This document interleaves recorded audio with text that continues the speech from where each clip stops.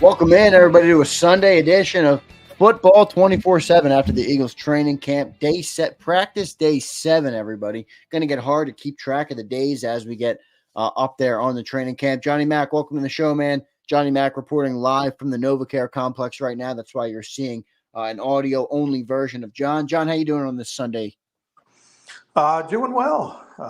Overcast, humid, typical. I think we're going to have a really hot one tomorrow. So, first of 4 consecutive practices for the Eagles. So this will be the busiest stretch of the summer for them in advance of the preseason opener against the Baltimore Ravens. A little bit, it was a yellow practice today, which is not as high paced as the green practices.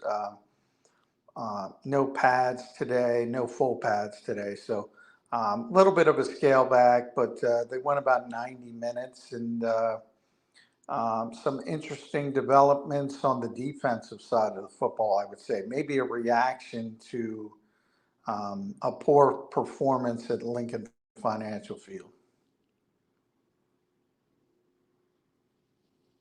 You're muted, Zander. We're going to get into both offense and defense. Heard some good rumblings about Devontae Smith today, some wide receiver 3 developments. But, John, let's start on the defense. You said some big switches on defense today. What did you see out there at practice number 7 on the defensive side of the ball today?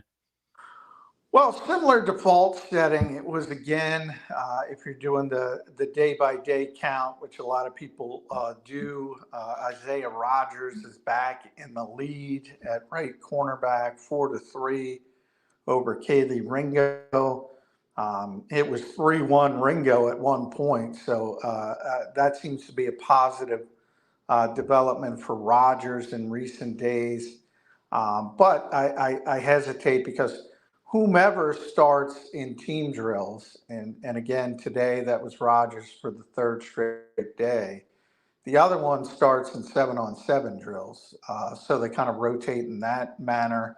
Linebacker, Devin White, Zach Bond continue to be the default setting, but if anything, they seem to be upping the rotation. There was way more Jeremiah Trotter Jr. today, which might excite some people getting some first-team reps, and he performed pretty well, got home on a blitz at one point, very instinctive player.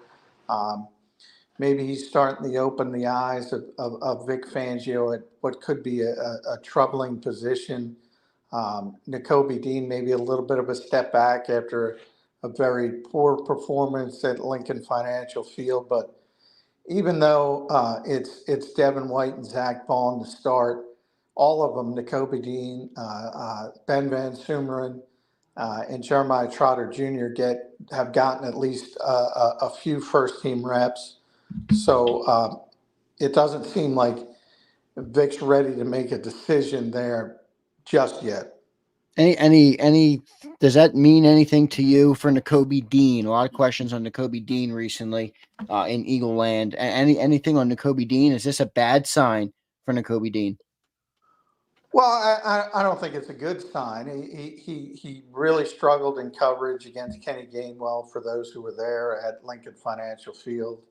And maybe in the short term, certainly, maybe that's the reason why Vic wanted a few more reps for Jeremiah Trotter Jr. But, Nick Sirianni talked about this before practice today, and that it's never as good as you think it is. It's never as bad as you think it is, from the standpoint of everybody thought the offense won handily at the link. And, when you watch the film, it's not as good as you think. And everybody thought the defense, and when you watch the film, it's not as bad as you think. So I think it's one of those situations where Vic is trying to find his best options, and it's probably taken a little bit longer than maybe you'd like, but nobody's seizing the position. He said, and we're going to talk to Vic tomorrow, so we'll get more from him on the linebackers tomorrow. But when he spoke last week, he mentioned that, it'll become obvious at some point, because people will start to distance themselves. Well, at linebacker, it hasn't become obvious at all. And I don't think that's a good thing. You mentioned Isaiah Rodgers, John, at the top of the show, how he got more reps today. Seems to have taken a lead back at that right corner. At least he has from a 4 to 3 days starting standpoint over Keely Ringo. What did you see from the cornerback position today, both at that CB2 spot and on the rest of the field? It was interesting. Devontae had a big day. AJ had. It seems like those two are so consistent. It's just almost a default setting.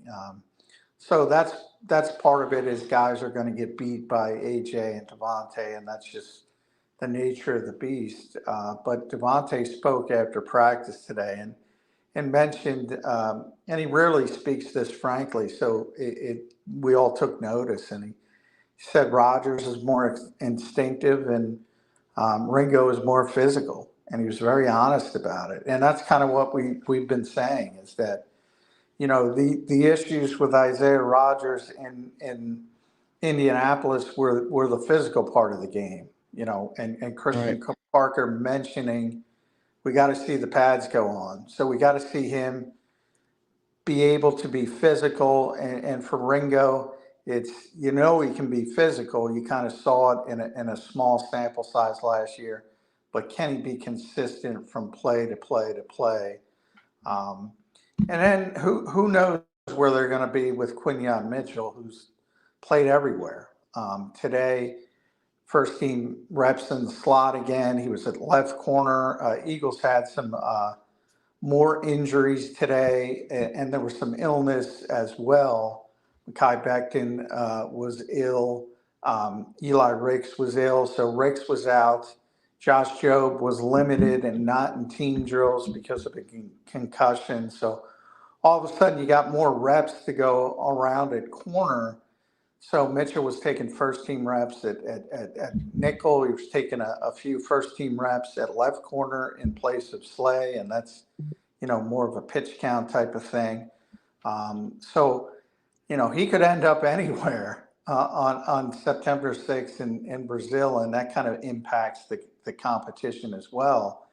And then we don't talk about Cooper DeJean because he's not out there, and he's probably not going to be in the conversation because he's going to miss too much time to start week 1. But when he is back, and he's going to be change the equation as well. A lot of versatile guys on that secondary, which is a good thing. It'll be interesting to see how Vic Fangio uses all those guys. For those just checking in, we appreciate everybody being here. A lot of good members in the chat. I see all of you guys. Crowley, Mad Bird, our channel member, Mad Bird. What's up, buddy? Appreciate you being here. ARS Bench. A couple other guys in the chat. We appreciate all you guys being here. Recapping day 7 of training camp here in a special edition of Football 24/7. Going through the defense now, offensive recap coming up. John, let's go to that defensive line, the last spot on that defense we have not talked about yet. What did you see from the D-line today? Did anybody stick out in practice? Well, I think the biggest thing that stuck out was Vic unveiled this six-man front look, which we have not seen prior to today. He's kind of famous for that 5-man front that toggles into a 4-man front. Today he had six, where you had the 2 edge rushers outside, obviously, and then inside you had Marlon Tuipulotu, Jalen Carter, Jordan Davis, and Milton Williams. 6 defensive front players. So he looks like he's at least testing that kind of look, which again, it might be a reference to what he feels he has at linebacker. It might be nothing. It might be just that he wants to give different looks, and he's always trying to stay ahead of the curve, and you may never see it again if it doesn't work. But it was interesting. And the one linebacker on the field was Zach Bond. So maybe that's just a short yardage look. Which A is lot of interesting different because you things. think if 6 on the line, they're going to get to the quarterback, and then you put Well, Zach they Bond. did. They on the first particular rep they used it. It was just like a jailbreak to the quarterback, and it did work. And when you throw out unique things, maybe that's what you're trying to do and get that curveball and catch somebody by surprise and be able to make a play. I don't expect it to see, you're not going to see it 30 times a game. So it's just something else he's going to have in the arsenal. And what else did he have out there with that look? Two corners and two safeties. Yeah. But Vaughn was the only linebacker, and there was two corners and a safety. So that would be 6, 7, 8, 9, 10, 11. Two safeties. Yes. Sorry. Yeah, so interesting. That's an interesting look. You're going to see a lot of that with Vic Fangio. So we're going to see how it all works out. But good stuff. I like that they're throwing a lot of stuff at the wall. John, anybody on the defensive side of the ball today stick out to you before we move over to the offense? Anybody have a great practice? Anybody have a bad practice? On the inverse, anybody stick out today? Good, bad, or indifferent? Well, I do think, and that's part of the things why I always hesitate with AJ and Devontae, because they were dominating today. AJ got a fade touchdown in the red zone over Isaiah Rodgers, which was kind of, was kind of toying with him. He had a big conversion play in the middle of the field where John Ross was stretching the field and opening up things underneath, so that's a positive. They used Saquon as a decoy at one point to open things up underneath for AJ, and that was successful. And then Devontae got Tyler Hall with a slot fade down the field. So he's in the slot and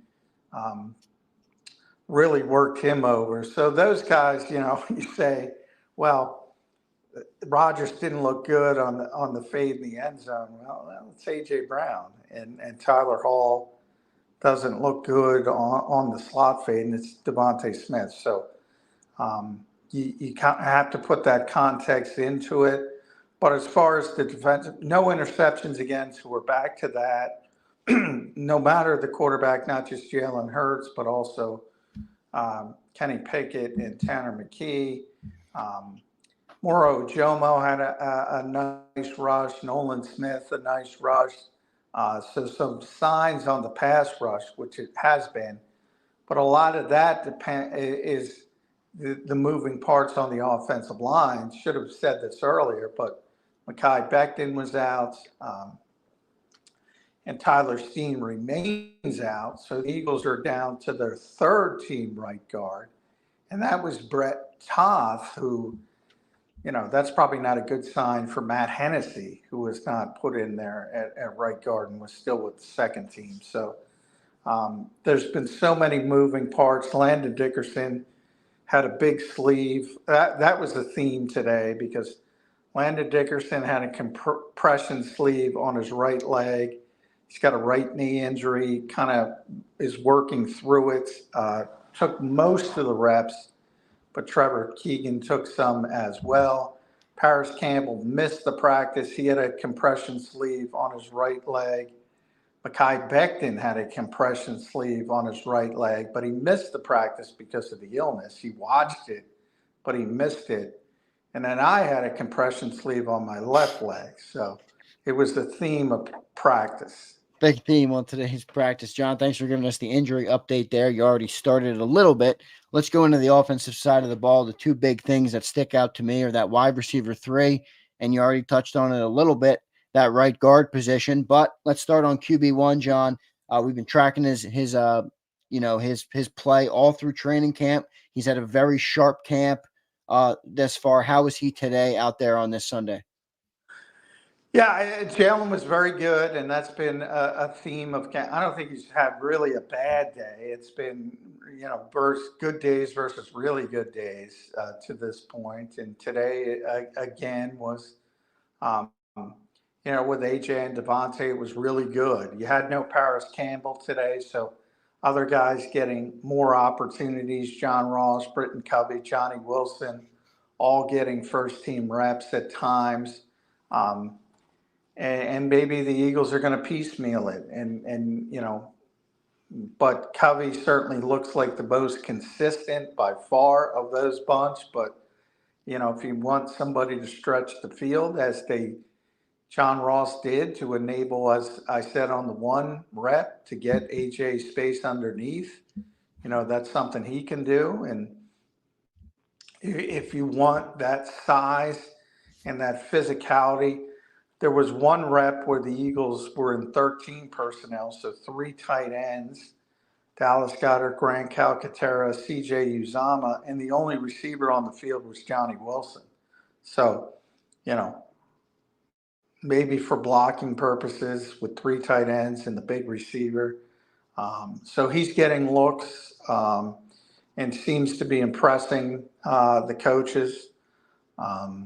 So maybe a little bit of an exciting day for a couple of the day 3 picks that everybody was hyped about early in the process, and Jeremiah Trotter Jr. on defense and Johnny Wilson on offense.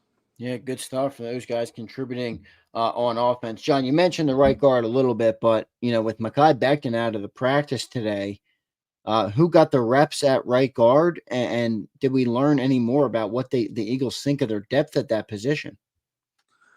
Yeah, I mentioned it. Brett Toth was getting the right guard reps, which is probably not a good sign for Matt Hennessy, who had been the second team right guard at times. He's had to play center as well because of injuries there.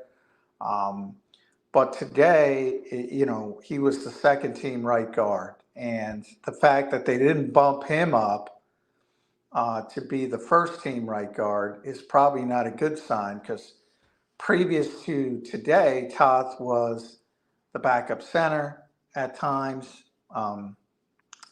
And the backup left guard at times when Landon went out with his injuries. And Toth himself has had his own hamstring. He missed the first 4 practices, I think. So they've been banged up on the interior. And that's why they brought in Nick Yates and Max Sharping, and Matt Hennessy is already here and had been already here. But they went to Brett Toth. So I can't see that as a positive sign for a Matt Hennessy. But, hopefully Mekhi Becton's back. As I said, he had the compression sleeve on. And I got a picture of him early in practice because I could tell he wasn't going to practice. And I saw the sleeve and I just assumed, well, he's got some kind of right leg injury. But it turned out he was just sick. And hopefully he's just wearing that as a precaution, and hopefully he'll be able to get on the field as early as tomorrow, but we'll have to wait and see. And the longer Tyler Steen is out, it's becoming difficult for him as well.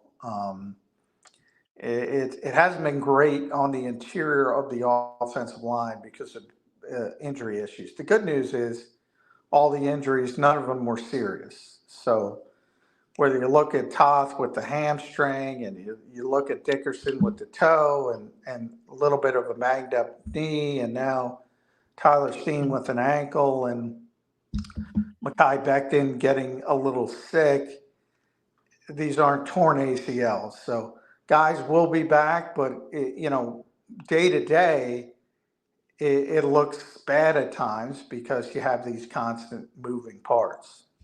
John, let's go to our Saquon Barkley watch. Good update there on right guard. What did you see from Saquon Barkley today? Oh, boy. Not much. He dropped a pass in the flat.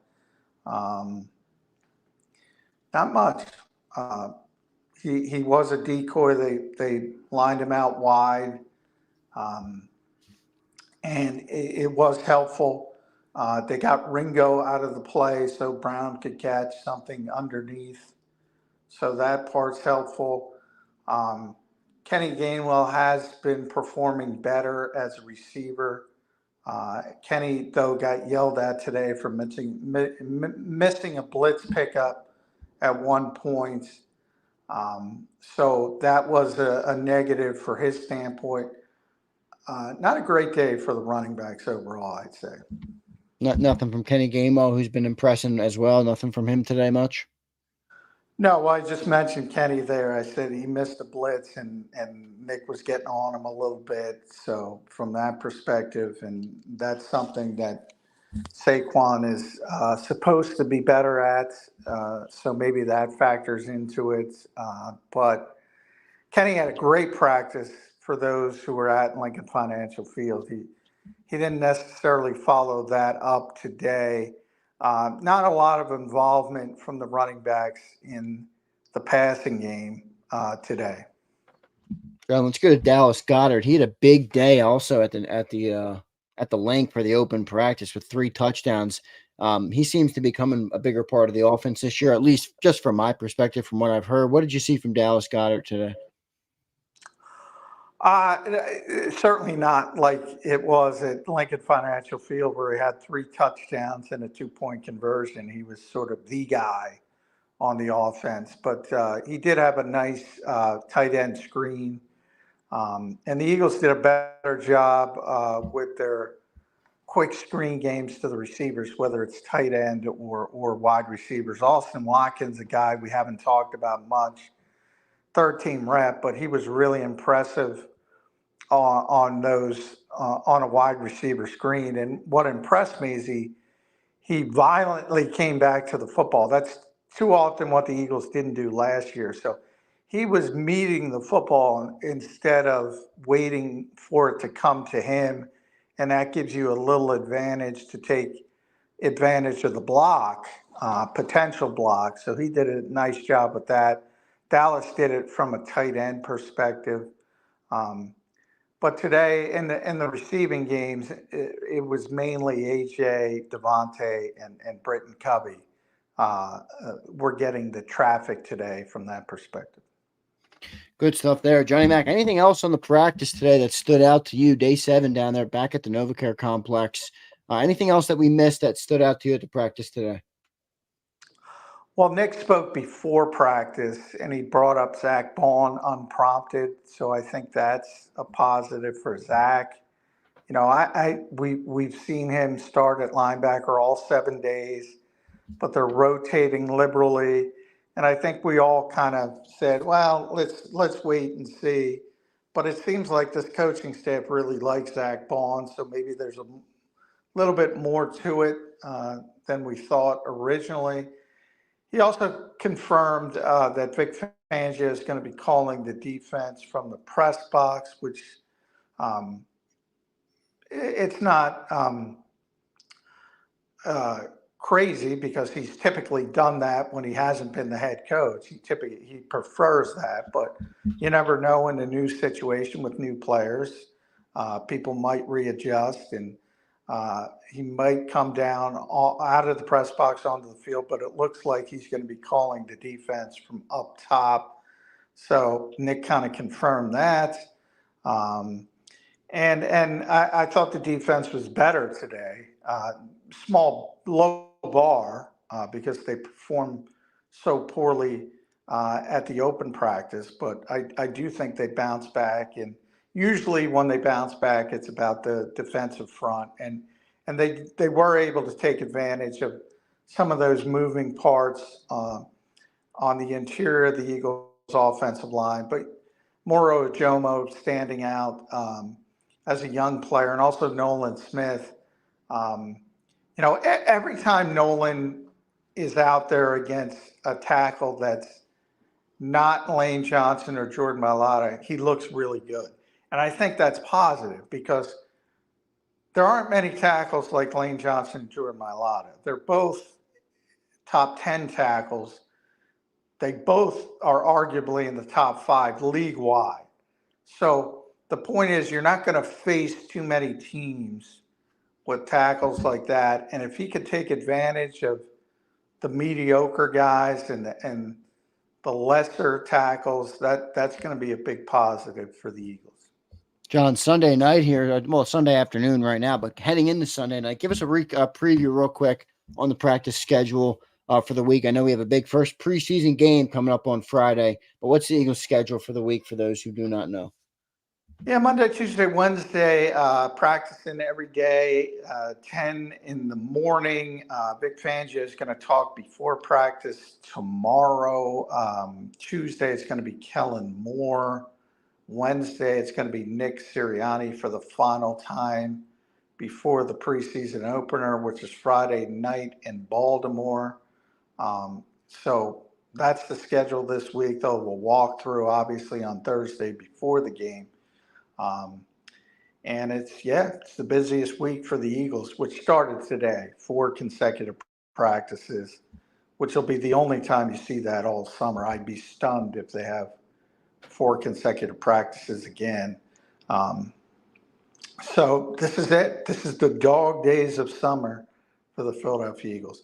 And tomorrow is supposed to be very hot if the weather forecast holds up. So they might even go a little bit earlier tomorrow. Something we'll keep an eye on, obviously. But typically when it's supposed to be really hot, they sometimes move up practice to try to beat the heat as much as possible. Good stuff, Johnny Mac. Good week of practice coming up here for the Eagles. Good stuff from your recap today down at camp. For those who are fans of our show, Birds 365, our morning show every day, 8 to 10 a.m. Programming update. We will not be 8 to 10 a.m. Monday, Tuesday, or Wednesday this week because obviously you heard John will be down there at the NovaCare Complex for Eagles practice. So just a programming note. We will have content at 8 a.m. of football 24/7. I'll try and get John by phone for 10, 15 minutes to preview the day. But other than that, we will be 6 to 8 p.m. Monday, Tuesday, and Wednesday this week, and then back to our regular scheduled programming on Thursday and Friday. Johnny Mac, thanks for checking in this Sunday afternoon, brother. We appreciate the extra work and the rundown on practice number 7. We'll talk to you tomorrow, all right, man? All right. Thanks, everybody, for listening. All right. Thanks, Johnny Mac. There's John McMullen joining us on Football 24/7 here. Always does a great job. John McMullen, great stuff from him today down at practice. So not much new today at practice. Good to hear Jalen Hurts continue his streak of strong practices. Defense looking a little bit better. Rotating a lot of guys in there at linebacker, everybody. I do not know how this is going to look for Nakobe Dean. Jeremiah Trotter Jr. even got some reps at once today, and apparently it's starting to look pretty good. So maybe he's an impact, as you heard John point out. And then on the offensive side of the ball, Johnny Wilson. Paris Campbell was out today, so Johnny Wilson got a lot of reps, and he's been looking good at wide receiver 3. So we will continue to monitor all things through training camp. If you're new here to the channel, make sure you like the show. Make sure you're subscribed, as you will get updates all off season long, all through the NFL season. The most in-depth coverage of the Philadelphia Eagles you will find on YouTube. So thanks all of our viewers today. A lot of great people in the chat. As always, here's a super chat from our man, Sean Mims. Thank you, brother. Good afternoon. Fly, Eagles, fly. Thank you for the $5 super chat, brother. We appreciate it. A lot of good commenters in here. We appreciate all of you guys. Look at everybody. Crowley, Twiz, Stephen Kaufman, Gators. Yale Roth is in here. James Jones is in here, our resident Commander fan who's always got to check in and get his daily dose of the Philadelphia Eagles. Appreciate all you guys. Thanks for checking in with us. Make sure you stay tuned. We'll have a full day of content coming up for you tomorrow on JAKIB Sports. Appreciate you guys. See you next time.